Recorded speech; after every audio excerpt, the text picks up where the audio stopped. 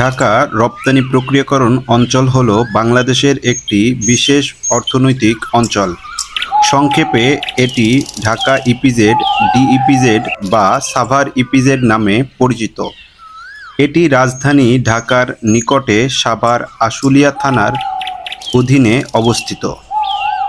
এই রপ্তানি প্রক্রিয়াকরণ অঞ্চল ১৯৯৩ খ্রিস্টাব্দে স্থাপিত হয় এবং ১৯৯৭ খ্রিস্টাব্দে আরও একটি সম্প্রসারিত অঞ্চল যুক্ত হয়। ৩৫৬.২২ একর এলাকার ওপর প্রতিষ্ঠিত এই ঢাকা ইপিজেড বাংলাদেশের দ্বিতীয় বৃহত্তম রপ্তানি প্রক্রিয়াকরণ অঞ্চল।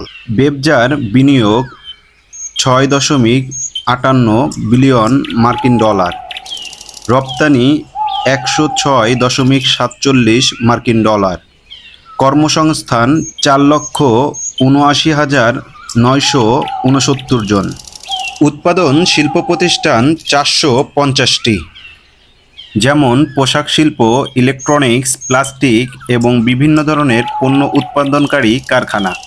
বাংলাদেশের রপ্তানি প্রক্রিয়াকরণ অঞ্চল ব্যবসা এই অঞ্চলে বিনিয়োগ বাড়ানো এবং শিল্প উন্নয়নের অর্থনৈতিক অবদান রাখতে কাজ করে যাচ্ছে।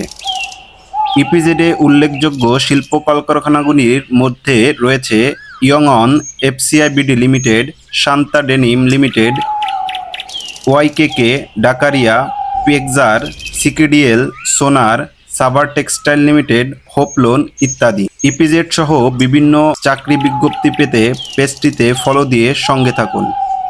আসসালামু আলাইকুম।